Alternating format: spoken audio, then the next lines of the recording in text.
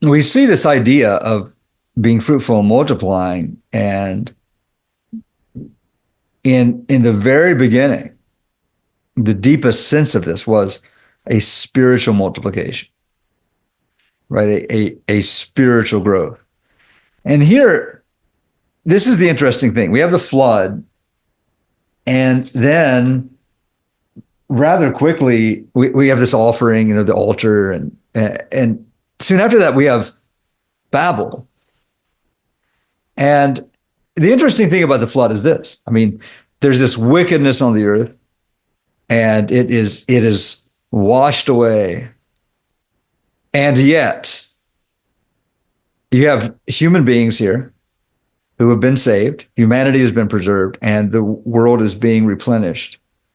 But there's a problem. And that problem is these human beings have the same disease. And that is death, right? It's sort of, you imagine, if I can take something from pop culture, right?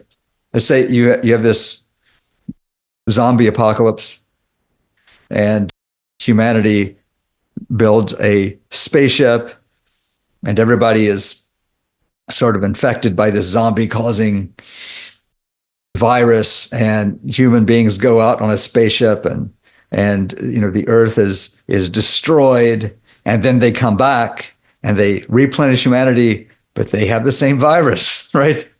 It's over and over again. And it's interesting. I mean, when we think about monsters in pop culture, they really do reflect so much reality about humanity and the passions and death being within us.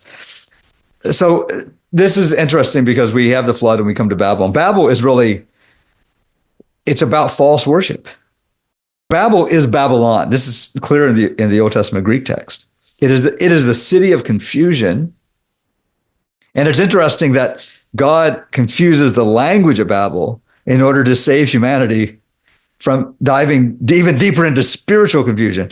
But the sense is building this tower in the city is about building a place where human beings, again, are unified in, like Adam and Eve, in a sense, was unified in their egotism and their attempt to become gods themselves, that you have here.